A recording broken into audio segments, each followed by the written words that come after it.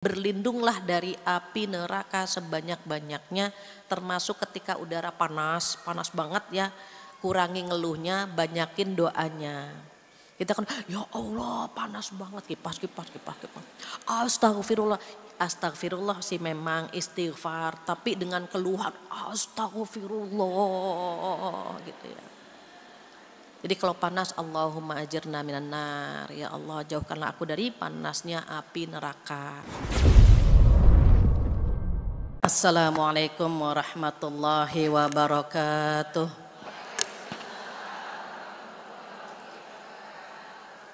Bismillahirrahmanirrahim. Alhamdulillahi nahmaduhu wa nasta'inuhu wa nastaghfiruh wa na'udzubillahi min syururi anfusina wa min sayyiati a'malina, may yahdihillahu fala mudhillalah wa may yudhlilhu fala hadiyalah. Asyhadu an la ilaha illallah wahdahu la syarikalah wa asyhadu anna Muhammadan abduhu wa rasuluh la nabiyya ba'dah. Alhamdulillah dan alhamdulillah, dengan izin Allah hari ini bertemu di hari Rabu, di hari di mana Allah menciptakan kita cahaya. Mudah-mudahan yang hadir hari ini diberikan hatinya bercahaya, wajahnya bercahaya, rezekinya bercahaya. Mudah-mudahan Allah mengumpulkan kita di surga yang penuh dengan cahaya. Amin ya rabbal alamin. Tak lupa salawat dan salam kita sampaikan kepada kekasih kita Rasulullah sallallahu alaihi wasallam yang memberikan kabar kepada kita semuanya, insya Allah kabar gembira. Orang-orang yang taat kepada beliau akan masuk surga. Duduknya kita di sini dalam bentuk ketaatan. Maka dalam menuntut ilmu perlu ada kesabaran. Karena syarat orang menuntut ilmu itu diantaranya harus sabar. Walaupun duduk 1 jam, 2 jam, sabar ya. Gonta-ganti kaki berapa kali pun sabar. Kenapa? Ada pahala di sana. Termasuk insya Allah kita akan buka Al-Quran, kita akan bersolawat atau mendengarkan curhat sahabat kita, perlu kesabaran. Mudah-mudahan dicatat oleh Allah sebagai amal pemberat timbangan kita di hari kiamat nanti. Semoga yang hadir hari ini Allah berikan kesehatan, umur yang panjang, rezeki yang berkah, rumah tangga yang sakinah. Mudah-mudahan kita semua bertetangga di jannah. Amin ya rabbal alamin. Hari ini tema kita melanjutkan hamba-hamba yang disayang oleh Allah Subhanahu wa Ta'ala, yang disampaikan oleh Allah di surat Al-Furqan, surat ke-25, di mana Allah Subhanahu wa Ta'ala menyebutkan ciri-ciri hamba yang disayang oleh Allah itu. Yang pertama di ayat 63. Jika bulan lalu kita sudah datang, sudah hadir, insya Allah sudah mendapatkan 4 poin. 4 poin itu ada yang hafal? Ibu-ibu, adik-adik? Oh iya ya, kan ngajinya sip-sipan ya kadang-kadang kita. Sehingga yang hadir hari ini mungkin kemarin tidak hadir. Kita lihat ciri-ciri hamba yang disayang oleh Allah Subhanahu wa Ta'ala di surat Al-Furqan ayat 63. A'udzubillahi minasyaitonirrajim. Wa ibadur rahmanil ladzina yamshuna 'alal ardi hauna. Yang pertama rendah hati, tidak sombong, karena Allah enggak suka kalau ada yang sombong di antara hamba-hambanya. Karena sombong itu milik Allah, pakaian Allah, maka kita tidak boleh memakainya. Jadi mau sombong kita pun bingung, sombong karena apa? Semuanya titipan, wajah titipan, ilmu titipan, jabatan titipan, harta pun titipan. Dan itu akan kita tinggalkan semua karena itu merupakan titipan. Maka Allah suka dan sayang kepada hamba yang tidak sombong. Jadi yang berjalan di muka bumi dengan rendah hati, itu nomor 1. Yang kedua, wa idza khotabahumul jahiluna qalu salama.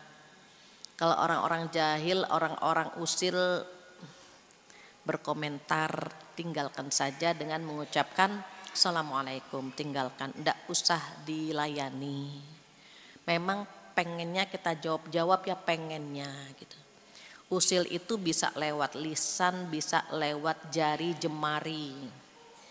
Kalau mau disayang sama Allah nih, yang usil-usil begini nih, yang jahil-jahil begini, enggak perlu dilayani. Kenapa? Kadang-kadang mereka ada yang pansos kan, ada yang pansos, ada yang iseng, ada yang memang punya karakter kurang baik. Maka jangan dibalas dengan karakter dan sifat yang kurang baik juga. Kenapa? Wasting time, buang-buang waktu. Mendingan duduk di sini gitu ya. Kita dapetin pahala duduknya, membuka Al-Qur'annya, bahkan ketenangannya pun kita dapatkan di sini. Makanya saking tenangnya banyak yang baca doa tidur di sini ya. Saking tenangnya gitu ya. Dan yakinkan diri bahwa orang-orang yang duduk di sini namanya disebutkan oleh Allah satu persatu di langit sana. Di hadapan para malaikat. Pengen banget malaikat hafal nama kita. Setiap ada majelis ilmu ada kita. Setiap ada majelis ilmu ada nama kita disebutkan di sana. Kalau kita disebut sama Pak RT, Pak Lurah, Pak Gubernur kita seneng ya. Apalagi yang nyebut Allah Subhanahu wa ta'ala. Kemudian yang ketiga apa? Walladzina yabituna lirabbihim sujjadan wa qiyama. Menghabiskan waktu malamnya untuk sujud dan berdiri qiyamul lail, maksudnya itu pun sudah kita bahas. Kemudian yang keempat apa? Walladzina yaquluna rabbana srif 'anna 'adzaba jahannam inna 'adzabaha kana gharama. Dan yang keempat, orang-orang yang selalu berlindung dari api neraka. Kenapa? Karena api neraka itu sejahat-jahatnya makhluk, sejahat-jahatnya tempat kembali. Allah memerintahkan penjaga neraka itu bengis. Jadi jangan berharap orang yang masuk neraka itu bertemu dengan malaikat yang lemah lembut, itu gak akan pernah ada. Gak ada malaikat penjaga neraka, ya Allah ibu kenapa masuk ke sini? Jalannya pelan-pelan, takut kecebur api neraka. Gak ada malaikat begitu dan jangan berharap gitu. Mereka langsung nendang orang yang berbuat dosa itu dimasukkan ke dalam api neraka, nggak perlu berbasa-basi, nggak perlu komen macam-macam, masukkan langsung ke dalam api neraka. Itulah penyayangnya Allah. Allah itu maha pengasih, tak pilih kasih, semua dikasih. Semua dapat rezeki, semua dikasih kesehatan, semua dikasih oksigen, sinar matahari walaupun hambanya tidak menyembah Allah. Perhatikan saudara-saudara kita yang non muslim yang tidak menyembah Allah, dikasih badan yang sehat gitu kan. Dikasih wajah yang indah, glowing gitu ya. Ada yang hidungnya takabur bahkan gitu ya. Yang taat bukan berarti karena banyak sujud jadi tawadu hidungnya. Memang Allah kasih dari sananya begitu.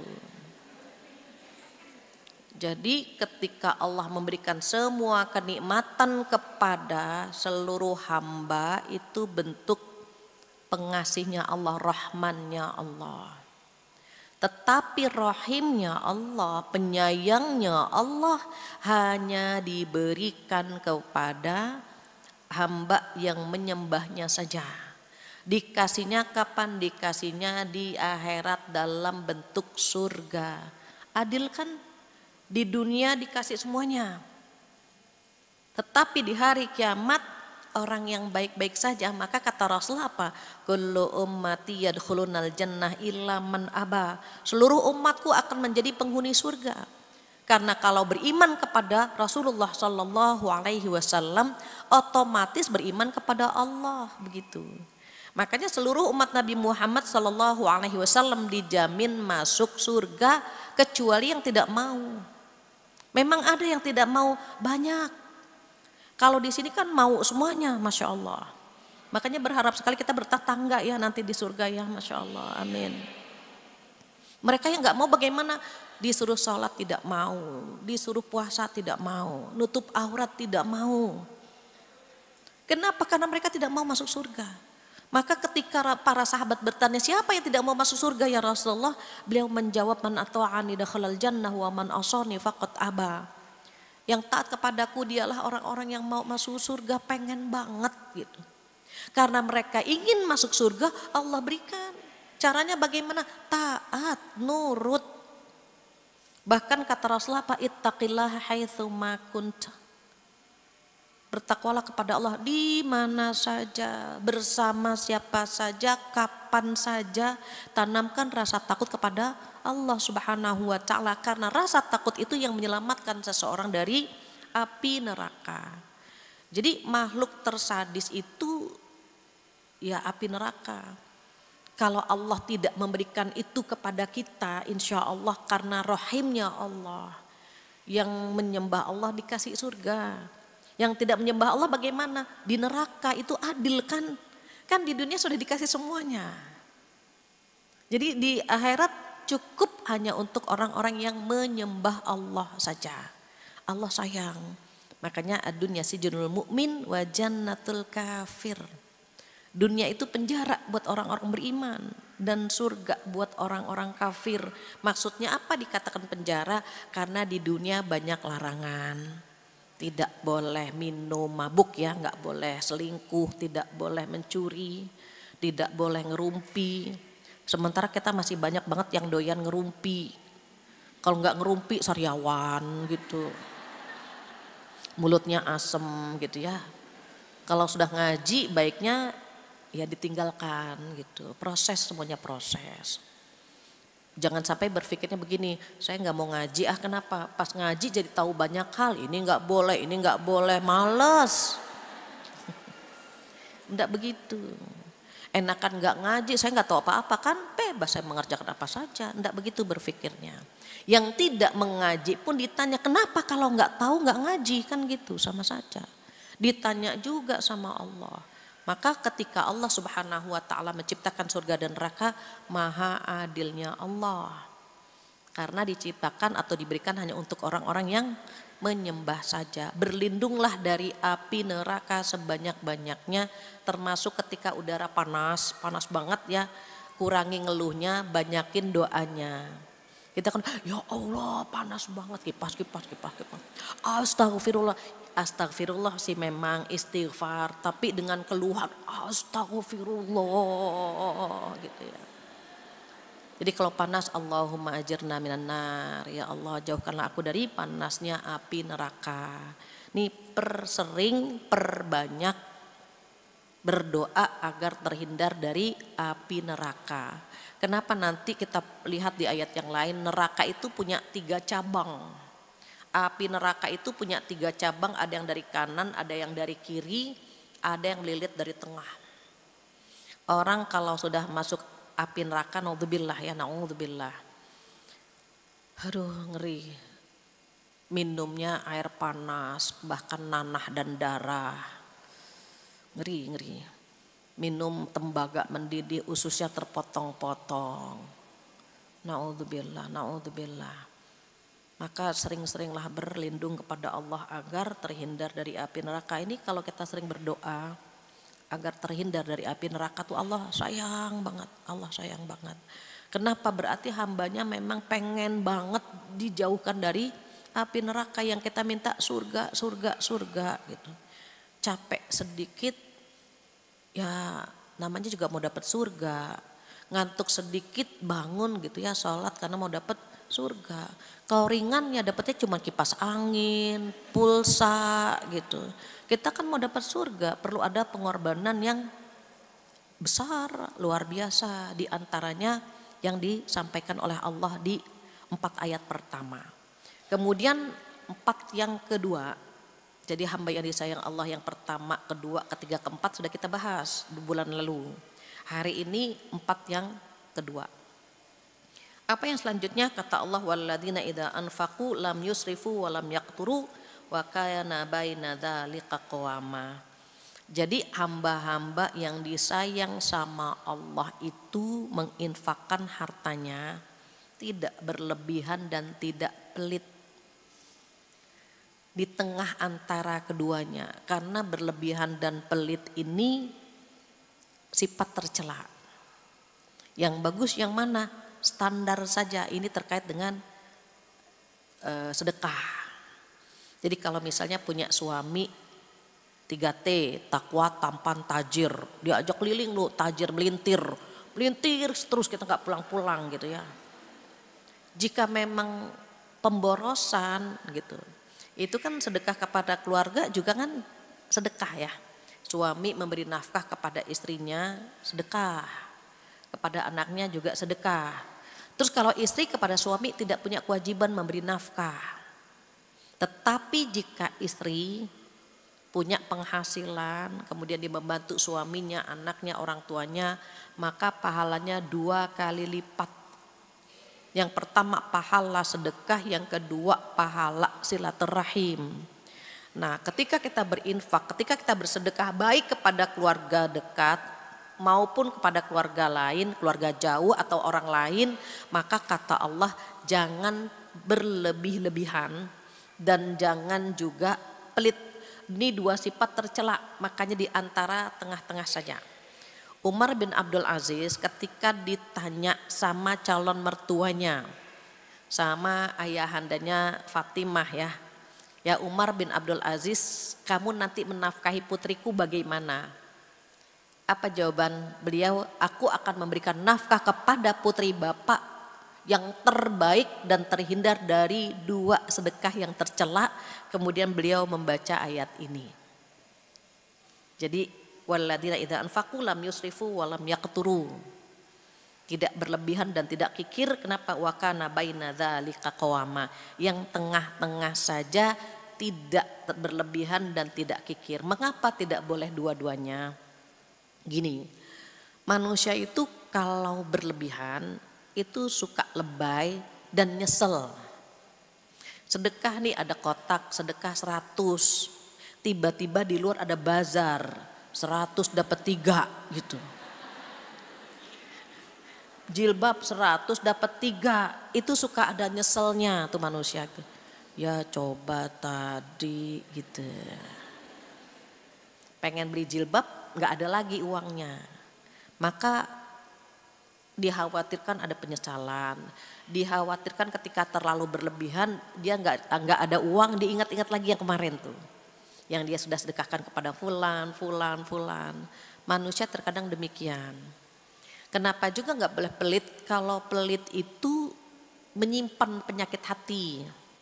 Ibu perhatikan air sumur. Air sumur kalau diambil airnya, pernah nggak air sumur itu kering karena diambil airnya? Enggak. Yang ada adalah keluar sumbernya lagi kan, yang jernih keluar lagi tuh sumber airnya. Tetapi kalau air sumur nggak pernah diambil airnya, justru air sumur itu keruh, banyak nyamuk dan bau. Sama dengan harta kita, timbun. Terus kemudian kita tidak sedekahkan, tidak kita zakatkan, khawatir kita masuk ke dalam neraka hutomah. Apa kata Allah? A'udzubillahi minasyaitonirrajim. Wailul likulli humazatil lumazah alladzi jama'a malan wa 'addadah. Jadi yang masuk ke neraka hutomah itu yang suka mencela, suka ngerumpi, suka ngumpulin duit, nggak pernah sedekah, nggak pernah zakat karena mereka menganggap hartanya ini yang membuat dia kekal di dunia. Lumayan dapat 2M, panjanglah umur kita, enggak begitu. Jadi kalau punya tabungan banyak mereka menganggap bahwa umur mereka panjang. Tidak demikian. Maka kata Allah di situ wail, celaka. Ini lisan kita ya terkadang na'udzubillah.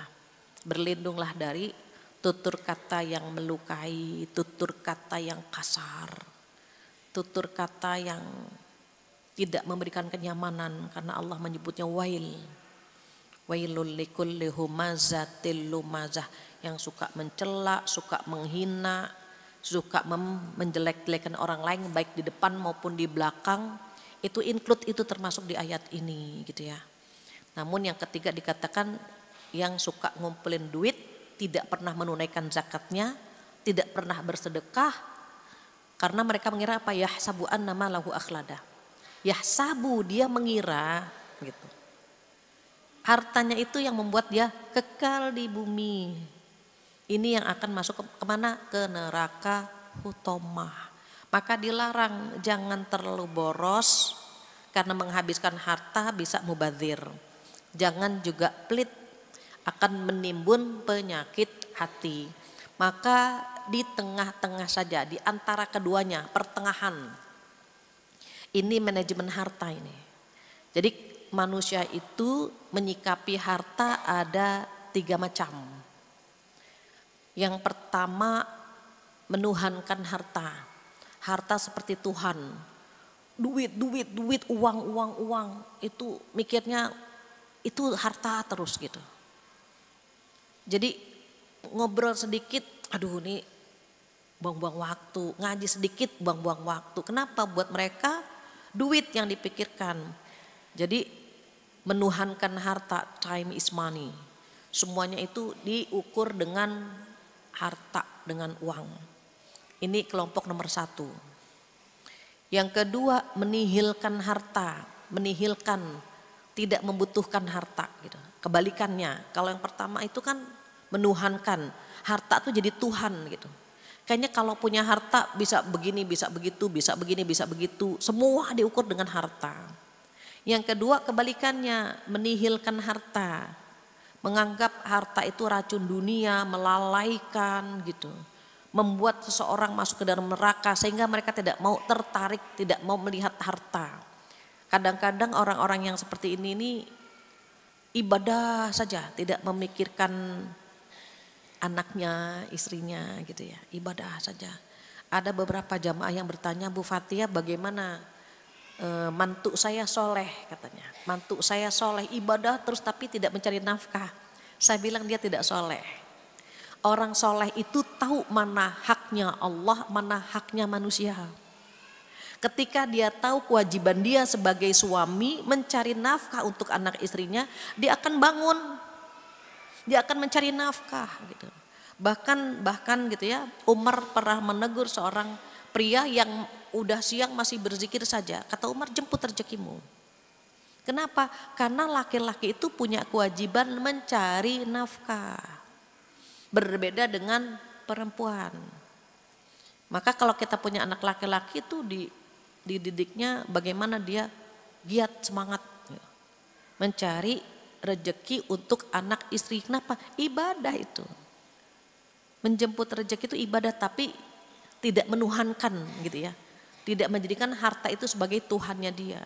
Waktunya sholat ya sholat, waktunya zakat ya zakat gitu. Diingatkan bahwa tuh harta titipan, cuman mampir aja ntar pergi lagi kok gitu. Jangan sampai kita menuhankan harta atau menihilkan harta. Yang ketiga, bagaimana menjadikan harta itu jembatan ke surga. Jadi kalau kita lihat para sahabat yang diberikan kabar gembira, 10 sahabat yang diberikan kabar gembira itu mayoritas sahabat yang tajir melintir gitu. Makanya ada sahabat bernama Abu Dzar. Itu curhat kepada Rasulullah SAW. Apa curhatnya? Enaknya jadi orang kaya gitu. Dalam sebuah hadis dikatakan Abu Dzar itu mengatakan dhahaba ahlud duthur bil ujur gitu. Orang-orang kaya itu menghadap Allah dengan pahala yang banyak gitu ya. Kenapa? Orang miskin sholat, orang kaya bisa sholat. Orang miskin puasa, orang kaya juga puasa. Tetapi ketika orang kaya bersedekah, orang miskin tidak bisa bersedekah. Kata Abu Dzar, enak banget ya jadi orang kaya begitu. Maka Rasulullah SAW paham betul perasaan Abu Dzar. Maka beliau memberikan kabar gembira bahwa kamu lupa ya Abu Dzar, ada yang bisa kamu sedekahkan dalam dirimu. Apa? Di antaranya ya menyebutkan subhanallah sedekah, alhamdulillah sedekah, Allahu akbar sedekah, la ilaha illallah sedekah. Kemudian mengajak kepada kebaikan sedekah, mencegah kepada kemungkaran sedekah, melakukan hubungan intim dengan istrimu juga sedekah gitu. Ada 7 kalau nggak salah disebutkan oleh Rasulullah SAW. Yang 6 itu beliau paham, Abu Dzar paham. Tapi yang ke-7 Abu Dzar bertanya, melakukan hubungan intim dengan istri sedekah gitu. Apa jawab beliau? Jawab Rasulullah, bukankah jika engkau melakukannya dengan wanita yang bukan istrimu adalah berzina? Dan zina adalah dosa besar. Maka ketika engkau melakukannya dengan istrimu adalah sedekah. Jadi ngobrol yang paling banyak pahalanya ngobrol sama suami. Pegangan yang paling banyak pahalanya pegangan sama suami gitu. Tatap-tatapan yang paling banyak pahalanya ya tatap-tatapan dengan suami.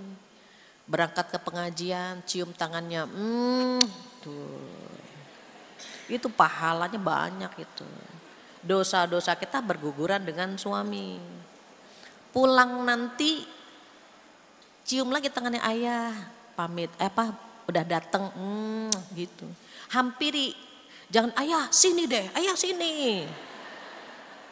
Kenapa mau salim?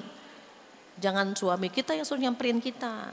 Kitanya yang nyamperin suami, ambil tangannya, cium, gitu. Itu pahalanya banyak gitu ya. Jadi nanti suami merasakan enak ya istriku kalau sudah ngaji, akhlaknya baik, tutur katanya indah. Jadi besok ketika kita izin ngaji diizinkan. Tapi kalau kita ngaji nggak ada perubahan sama sekali, nanti kita izin mau ngaji. Emang mama ngaji kok nggak ada perubahan? Suami nggak merasakan perubahan kita.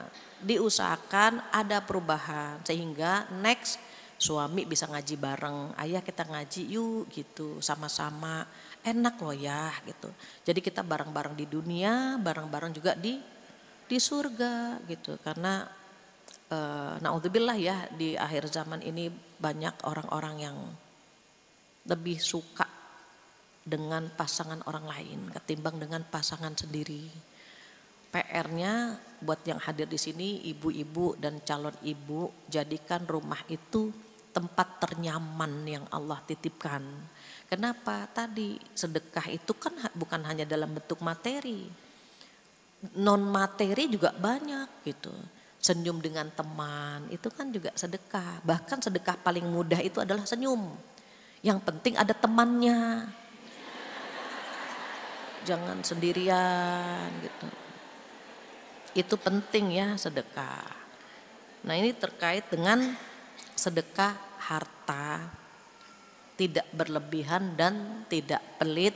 Ini yang kelima.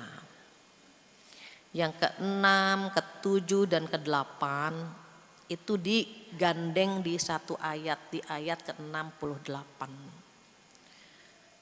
Apa yang keenam dikatakan oleh Allah di sini, walladzina la yad'una ma'allahi ilahan akhar. Tidak meminta, tidak berdoa kepada Tuhan selain Allah. Jadi enggak pernah syirik gitu lah.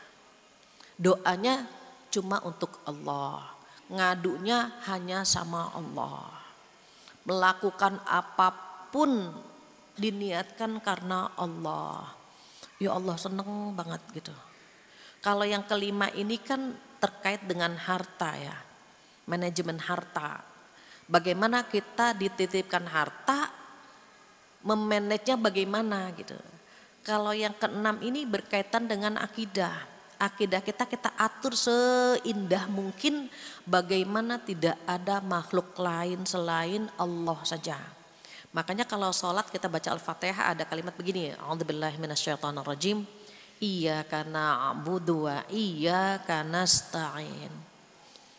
Itu didahulukan iyakanya, itu eksistensi tauhid ada di situ.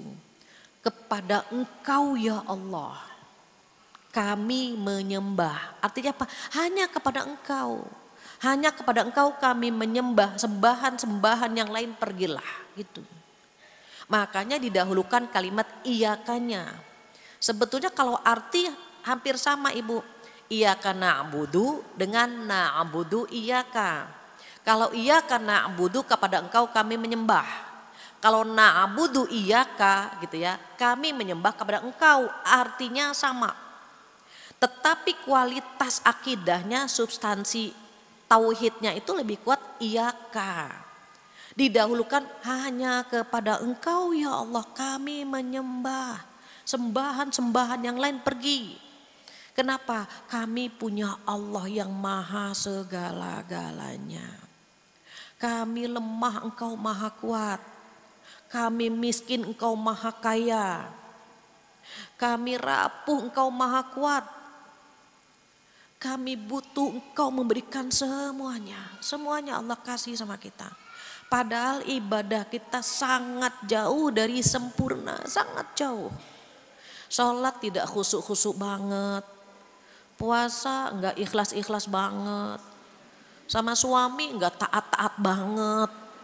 Sedekah enggak banyak-banyak banget. Apa yang bisa kita banggakan dengan ibadah yang sangat-sangat terbatas ini? Tapi Allah ngasih kita semuanya, semuanya. Dan Allah maha sabar. Kita bikin dosa sama Allah enggak langsung dihukum. Kita ngerumpi nih 2 jam, enggak langsung sariawan, enggak. Dibiarkan saja, biarkan. Kita sholat terlambat, enggak dibuat badan kita tuh kecengklak gitu, enggak kan. Pada terlambat lagi sama Allah, dibiarkan. Mungkin nanti malam dia istighfar, mungkin besok malam dia taubat, ditungguin sama Allah. Coba kalau kita disakiti, pengennya kan balasnya langsung kan, dicubit pengen nyubit langsung gitu kan, dirumpiin pengen ngerumpiin langsung. Kalau Allah tuh sabar banget, padahal dosa kita banyak, ibadah kita jauh dari sempurna. Tapi Allah ngasih kita kesehatan, ngasih kita umur panjang. Kalau Allah ngasih kita sampai detik ini bisa bernafas, punya rahasia itu, berharap amal kita bertambah. Nominalnya bertambah, sesungguhnya jatah kita berkurang. Apalagi kita tahun depan sudah di akhir 2024 gitu. Itu pasti itu jatah kita di dunia berkurang. Masa mau begitu-begitu terus kan gitu. Jadi ketika kita bilang sama Allah, iya karena ambudu, hanya kepada Engkau kami menyembah, artinya apa? Sembahan-sembahan yang lain pergilah.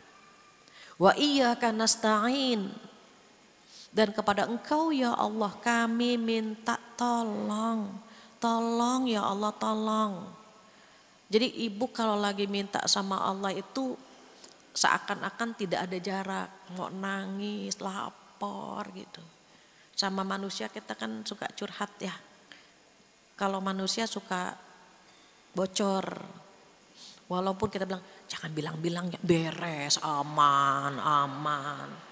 Tapi suka bocor juga gitu. Kok dia tahu ya masalah kita gitu. Kalau sama Allah benar-benar tersimpan. Benar-benar tersimpan. Jadi kalau sama Allah tuh kita curhat, Allah dengerin gitu ya. Allah itu maha mendengar, termasuk yang ada di dalam hati kita tuh Allah denger. Kalau manusia mendengarnya terbatas. Ibu bertanya kepada saya, ngangkat tangan semua, Bu Fatia mau nanya, saya nggak dengar. Saya bilang satu-satu, ya satu-satu, saya nggak mendengar. Kenapa? Karena pendengaran kita terbatas.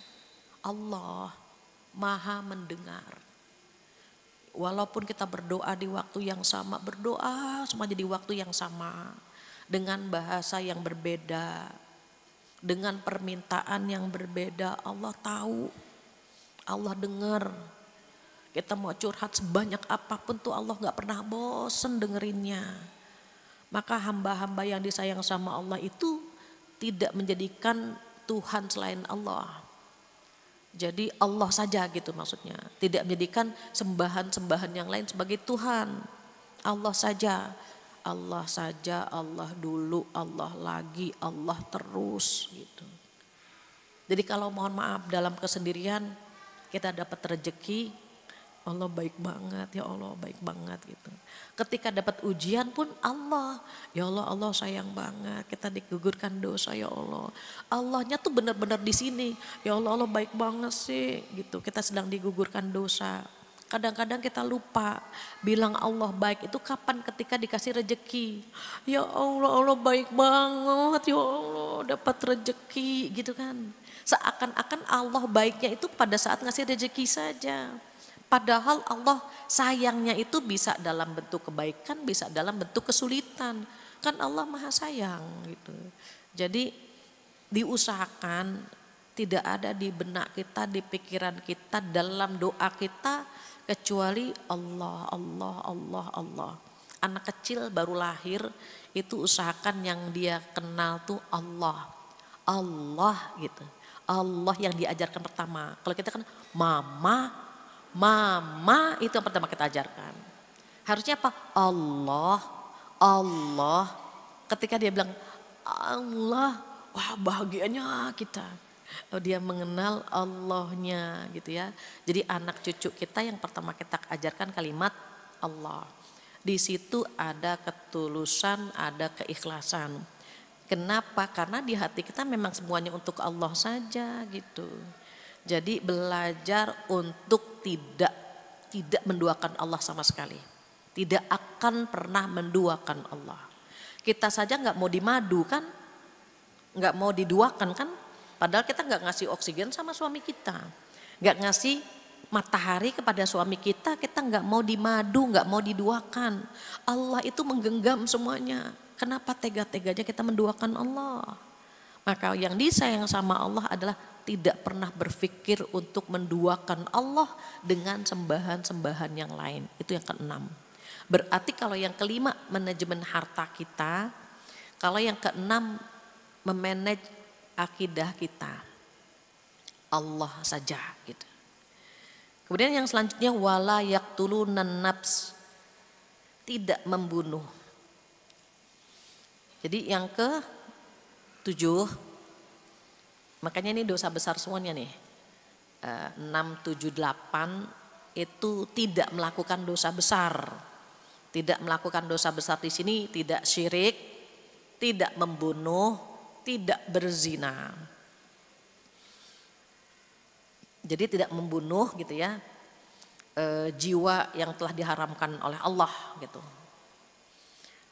Mengapa kita tidak boleh membunuh? Karena membunuh itu sebuah kezaliman. Zalim itu artinya tidak menempatkan sesuatu pada tempatnya. Kekurangan atau kelebihan itu zalim. Misalnya saya meletakkan air seharusnya diletakkan di meja makan atau tamu dan seterusnya. Kita meletakkan air misalnya di bawah gitu. Atau misalnya Quran harusnya lebih tinggi. Ini kita meletakkannya rendah gitu ya. Itu zalim. Jadi zalim itu tidak menempatkan sesuatu pada tempatnya.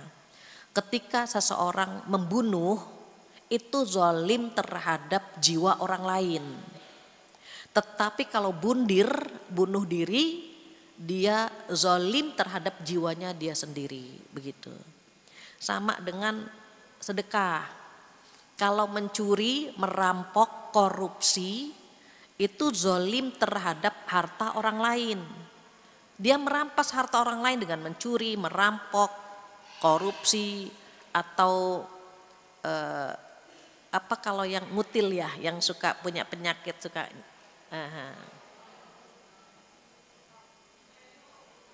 Klepto. Iya. Iya itu penyakit kan ya. Padahal dia orang mampu tapi suka ngambil-ngambil gitu. Itu tuh zalim terhadap harta orang lain. Kalau dia tidak menunaikan zakat atau tadi gitu ya, dia kikir dengan hartanya, itu dia zalim terhadap hartanya dia sendiri. Kan zalim dilarang begitu. Sama halnya dengan dilarang berzina. Berzina itu ketika dia memperkosa, dia zalim terhadap kehormatan orang lain.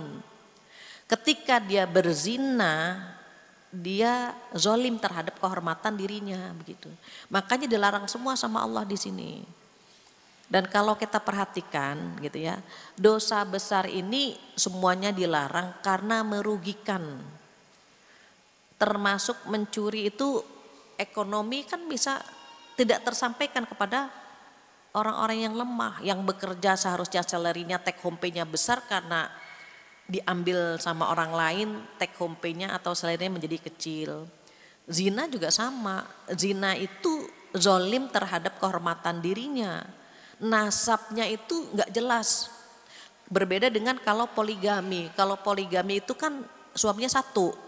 Istrinya kan yang ada 2 atau 3 atau 4. Binnya kan tetap bin ke ayahnya. Kalau misalnya berzina, binnya tuh nasabnya berantakan gitu. Atau poliandri, poliandri kan haram. Karena bin atau bintinya kemana gitu. Masa bin rame-rame kan gak mungkin. Dia suaminya A, B, C, D kan gak mungkin. Bin atau binti itu harus satu saja. Makanya poliandri haram begitu. Nah ketika seseorang berzina, apa ia ucuk-ucuk berzina? Ucuk-ucuk ngerti gak ucuk-ucuk? Ah ya, tahu-tahu zina atau tahu nggak mungkin itu. Orang berzina itu ada prosesnya, makanya Allah berfirmannya apa?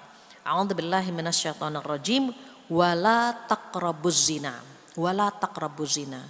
Jangan mendekati zina, mendekatinya saja tidak boleh apalagi melakukannya. Mendekati zina bagaimana? Mendekati zina diantaranya mohon maaf, pacaran. Pacaran itu orang kalau pacaran jarang yang duduknya belakang-belakangan. Mas apa kabar? Baik, kamu gimana? Jarang. Yang ada tuh hadap-hadapan gitu.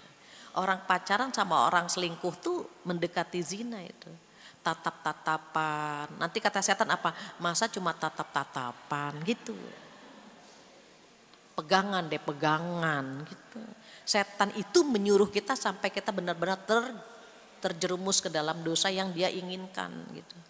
Maka akhirnya pegangan. Terus gitu ya disuruh sama setan demikian. Maka kalau kita melihat proses orang berzina itu deket-deket dulu. Pertama lewat mata. Pernah nyatet kan proses zina bulan Mei kalau nggak salah. Oh udah pada bubar ya bulan Mei. Oh bukunya ganti. Alasannya bagus ya. Jadi orang berzina itu pertama lewat mata. Mata itu sahmun min sihami iblis, busur gitu. Makanya orang bilang dari mata turun ke itu dulu ke hati. Sekarang ke kantong. Dari mata turun ke kantong, dulu dari mata turun ke hati. Jadi sahmun min sihami iblis, mata ini busurnya iblis dikirim gitu. Tek, mata dengan mata kontak tuh, kontak mata langsung ada VMG, virus merah jambu. Ada lope-lope gitu. Makanya kenapa kita disuruh menahan pandangan? Karena mata ini memang busurnya iblis. Terus boleh gak sih ngelihat kalau kepepet gitu? Melihat itu bonus ketika tabrakan saja.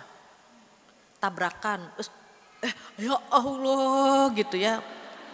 Kan diskon gak banyak-banyak, kalau gak 10-20%. Langsung astagfirullahaladzim gitu. Kecuali kalau kita melihat surat An-Nur ayat 30-31. 30 itu laki-laki disuruh menahan pandangan, 31 perempuan disuruh menahan pandangan. Di situ memang ada kalimat min absorihim gitu ya, di surat 24. Nah min itu litabaid, sebagian, jadi tundukkan sebagian pandanganmu. Maksudnya sebagian apa? Ada yang mengatakan ditutup sebelah pakai cadar. Ada yang berpendapat lagi maksudnya sebagian, ada yang dibolehkan. Menatap itu dibolehkan selama aman terkendali, nggak ada VMG tadi. Contohnya guru sama murid gitu. Misalnya gurunya laki-laki gitu ya, muridnya perempuan. Ada tipe orang kalau nggak lihat gurunya tuh dia nggak paham. Dia harus melihat gurunya. Nah kalau aman terkendali nggak apa-apa lihat. Tapi kalau jadi teliti gitu, jadi matanya, hidungnya, bibirnya, itu bahaya, langsung tundukkan gitu. Hukum asalnya boleh, tetapi ketika hati kita mulai terusik gitu ya, maka tidak dibolehkan. Itu guru sama murid. Hukum asalnya ya boleh. Dokter dengan pasien, itu boleh itu. Tapi kalau pasiennya cantik atau ya Allah dokternya ganteng, gimana nih? Hukum asalnya boleh, tapi kalau sudah ada VMG, sudah ada virus merah jambu, tolong tahan. Hindari dokter laki-laki, ibu-ibu usahakan datang ke dokter perempuan. Jangan disengaja pura-pura batuk ke dokter itu lagi gitu. Banyak ya sekarang yang kalau saya lihat di media sosial tuh dokternya itu good looking. Jadi pasiennya banyak ngantri. Padahal cuma alergi gatel-gatel ke dokter itu gitu. Cuma bersin-bersin, gitu ya, modus, banyak yang modus. Jadi diusahakan tidak, diingat ya, guru dengan murid, pasien dengan dokter, ketiga penjual dengan pembeli. Kenapa sih dokter harus ngelihat kalau dia salah ngasih obat, kita bisa komplain kan, dokternya yang mana? Oh yang begini gitu. Tapi kalau kita menahan pandangan, dokter yang mana? Saya nggak tahu, waktu itu saya menahan pandangan, salah kita. Dikasih obatnya salah gitu. Maka nggak bisa beralasan begitu. Penjual dengan pembeli, kita beli HP, HP-nya rusak. Terus Mbak belinya sama yang mana? Saya nggak tahu, waktu itu saya menahan pandangan, nggak bisa. Kita harus lihat kita belinya sama siapa, gitu. Transaksinya harus jelas. Kalau tiba-tiba, pedagangnya ganteng, langsung tundukkan. Yang penting kita pernah lihat di wajahnya dia. Gitu. Karena nggak mungkin, Mbak, nih HP-nya ya yang mana HP-nya? Nggak bisa begitu. Harus dilihat. Itu hukum asalnya begitu. Kalau nanti ada rasa, langsung tahan pandangan kita. Karena setan bermain di situ. Awalnya tuh dari mata, gitu ya. Dari mata kedua kenal. Itu Mas itu siapa sih? Yang mana itu loh, yang primus, pria musola gitu. Oh misalnya. Kepo kan, orang kalau udah seneng tuh kepo. Tuh prosesnya zina tuh awalnya begitu. Mata dulu, kemudian kepo, kenalan namanya. Oh Mas Pulan gitu ya misalnya. Kalau udah kenal apa? Kalau sudah kenal dia simpati. Apa simpati? Simpan di dalam hati. Itu dah di situ tuh terminal kita, sampai di simpati saja. Mohon jangan dilanjutkan. Panitia, saya boleh minta tisu enggak buat simulasi? Nih simulasi ya. Nih kalau ada bola salju awalnya kecil begini, bola salju. Anggaplah kita sedang berada di tempat salju. Kalau bola salju kecil awalnya kan, terus digelindingin gitu. Dia membesar kan, digelindingin lagi ke bawah, membesar lagi kan, bola saljunya semakin besar. Rasa tuh begitu. Kalau kita biarkan, kita jadikan simpati itu terminal saja. Terminal buat kita ke lawan jenis hanya disimpati, simpan di dalam hati. Jangan diungkapkan, mohon maaf jangan diungkapkan. Gak usah bilang, Bapak tuh Masya Allah soleh banget Pak. Saya mencintai Bapak karena Allah saja, gak bisa. Gak boleh. Sekarang banyak kan, Bu saya punya teman baik banget, dia suka bangunin saya salat malam. Saya bilang kalau dia sudah punya istri, kita sudah punya suami, walaupun dia mengingatkan sholat malam, itu setan juga bermain. Saya dibangunkan sholat malam, apa kabar ukhti? Ya Allah. Ukhti akhi kalau sudah punya pasangan itu gak dibenarkan. Laki-laki yang menggoda kita itu bukan laki baik-baik karena dia mengganggu istri orang. Kita kan udah punya suami. Kecuali kalau jamu janda muda. Ketemu sama duren sawit. Nah, itu ta'aruf boleh itu. Jahe juga boleh ya, janda hebring. Nah. Ketemu sama duren sawit boleh. Istikharah gitu. Jadi pertemukan mereka itu insya Allah pahala itu.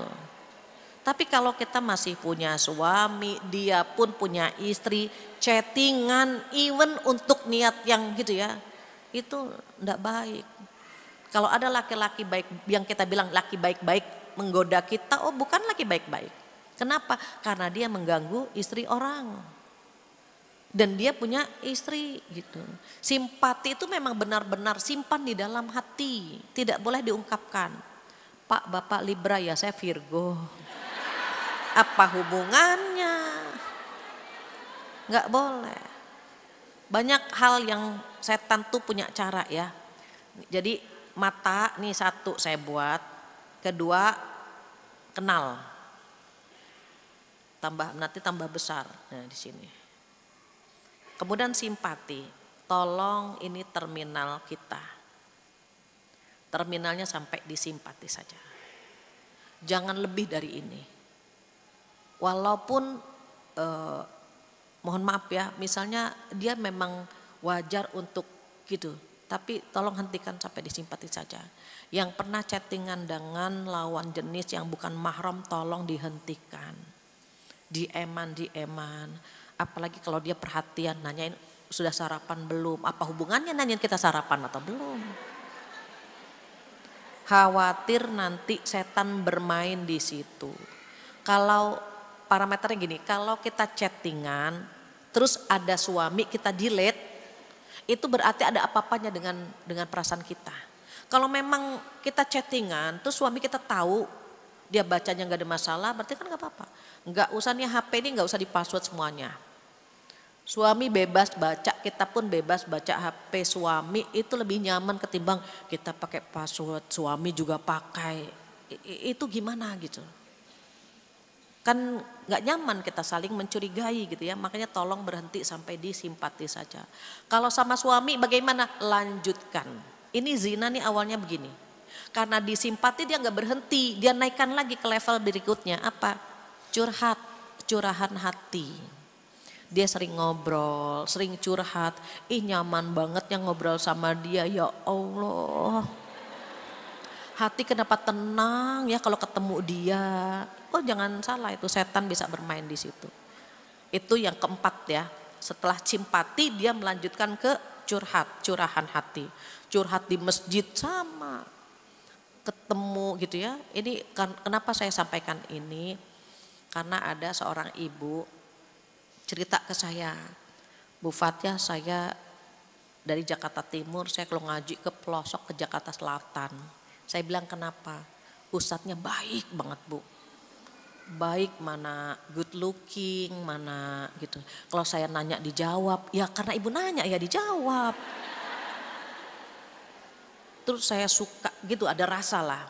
Saya bilang Bu, setelah ibu curhat kepada saya, tolong ibu jangan lagi curhat kepada laki-laki itu. Anehnya ketika saya tanya yang bikin ibu seneng sama dia apa? Saya seneng banget sama dia, hidupnya sederhana, naik motornya udah bop gitu. Sementara suaminya memberikan dia mobil. Coba. Saya bilang Bu, di mana-mana pengen dapat suami 3T, takwa, tampan, tajir. Ibu kenapa nyari 3T yang lain? Udah tua, tuh lali, tertindas saya bilang. Dia cari yang begitu, yang motornya udah jelek gitu. Saya berpikir waktu itu setan hebat banget ya, itu saja. Setan hebat banget ya. Orang sudah punya suami tajir, berikan rumah, berikan mobil, dia nyari yang Ustadz motornya butut coba. Saya bilang ini luar biasa. Kenapa? Karena dia ketika simpati dia lanjutkan dengan curahan hati, ini yang keempat. Kalau sering curhat, maka tumbuh yang kelima, rindu, kangen. Kok dia gak datang sih ya Allah. Kemana ya gitu. Itu ada rindu. Kalau sudah rindu berarti tumbuh cinta. Itu cinta platonik meletup-letup itu. Seperti orang main kembang api. Orang main kembang api kan jauh-jauh gini kan takut kena percikannya. Nah kalau sudah kena percikan kan berbahaya, dia udah bermain api. Pernah gak lihat orang main kembang api begini? Dia bunuh diri itu namanya. Dia main kembang api kan jauh-jauh begini karena takut percikannya. Tapi kadang-kadang tanpa kita sadari kita sedang bermain api ketika kita simpati kepada lawan jenis dan kita membiarkannya menjadi curahan hati. Curhatnya kita biarkan menjadi rindu, kemudian rindu menjadi cinta, na'udzubillah. Kalau sudah cinta, setan akan membisikkannya untuk melakukan sebuah perzinahan dan itu dosa besar. Makanya yang pernah saya sampaikan sering kalau saya lagi makan di restoran dengan suami itu saya survei. mana yang suami istri, mana yang bukan. Nanti saya kasih tahu, tuh sebelah kanan suami istri, yang sebelah kiri bukan tuh bukan. Gitu. Nggak boleh kata beliau gitu kan. Kenapa? Seru gitu, maksudnya seru. Kalau suami istri itu habis pesan menu megang HP semua gitu. Itu suami istri biasanya. Habis pesan menu udah dia langsung megang HP gitu. Kalau bukan suami istri setelah pesan menu HP nggak perlu dilihat, orangnya ada di depannya gitu. HP tersimpan, ngobrolnya pun berbinar-binar matanya. Suka ketawa ngeliat mereka, ya Allah bisaan gitu ya ngobrol gitu. Makannya lama banget, baru satu suap udah capek kita ngeliatinnya itu. Capek banget gitu. Iya, lama satu suap dibetulin lagi. Gitu. Kalau suami istri makannya cepet-cepet gitu. Dan gak ada jaim-jaiman. Dia nyelip dongkrak aja depan suaminya. Itu suami istri biasanya begitu. Iya. Kalau bukan suami istri, sebentar ya saya ke toilet dulu gitu. Bersihin, baru dia keluar lagi. Capek gitu. Berarti kan selama dia ketemu kan pencitraan. Beda kan kalau sama suami istri tuh aslinya ya begitu. Bangun tidur masih belum sekaki gitu. Gitu. Itu suami istri memang begitu. Kalau selingkuhan kan nauzubillah. Terus kalau sudah seperti itu tuh setan tepuk tangan. Jangan salah itu. Berhasil memberikan cinta kepada orang lain. Padahal apa? Cinta itu harus diberikan kepada pasangan yang sah. Jangan berikan kepada siapapun. Cinta itu kita tumbuhkan. Kalau udah bosen sama suami, itu setan punya planning selanjutnya. Terus kalau udah mulai kok berantem mulu ya, bawaannya kan kalau suami istri perang mulu ya bawaannya gitu ya. Berantem terus. Beda kalau kita sama teman ngobrol bisa berjam-jam gak berantem. Tapi kalau sama suami berantem aja bawaannya. Itu setan memang begitu settingannya. Maka bagaimana agar kita bisa menutup pintu itu? Nah, tugasnya menjadikan rumput di rumah kita tuh subur, hijau. Jangan pernah melihat rumput tetangga. Makanya karena kasus perceraian semakin banyak, kasus perselingkuhan semakin banyak, mungkin bulan depan pembahasannya even masuk ke dalam hamba yang disayang Allah, tetapi kita berusaha memanage konflik dalam rumah tangga gitu ya. Karena kalau rumah tangga sudah 7 tahun ke atas itu godaannya besar. Maka 4 ini agar disayang sama Allah, yang pertama memanage harta, bersedekah, tidak terlalu pelit dan tidak terlalu boros dan tidak terlalu pelit. Itu memanage harta. Yang ke-6 memanage akidah, menjauhkan syirik, tidak menduakan Allah. Jadi yang ke-6 tidak menduakan Allah. Yang ke-7 tidak membunuh, jadi memanage hawa nafsu. Kemudian yang ke-8 tidak berzina. Jadi cinta kita tidak diberikan kepada orang yang salah. Pulang dari rumah, bagaimana kita cari cinta kita kepada pasangan dan minta sama Allah agar cinta kita kepada pasangan bertambah. Jangan biarkan dia pudar, Ibu. Ya Allah, tumbuhkan cintaku kepadanya dan tumbuhkan cintanya kepadaku ya Allah. Jadikan kami pasangan di dunia dan di surga. Begitu. Karena Allah ingin memberikan kita apa? Memberikan kita ketenangan dalam rumah tangga. Kalau melakukan yang 3 ini, dosa besar, syirik, membunuh dan berzina, maka di hari kiamat akan dilipat gandakan azabnya oleh Allah Subhanahu wa taala. Na'udzubillah, dimasukkan ke dalam neraka kalau melakukan 3 dosa besar tadi. Maka hindari 3 dosa besar ini. Syirik, membunuh, berzina, hindari. Kecuali orang-orang yang bertaubat dan beriman serta beramal soleh. Maka Allah akan mengganti keburukannya dengan kebaikan. Jadi pesan Rasulullah begini, wa atbi'is sayyi'atal hasanata tamhuha.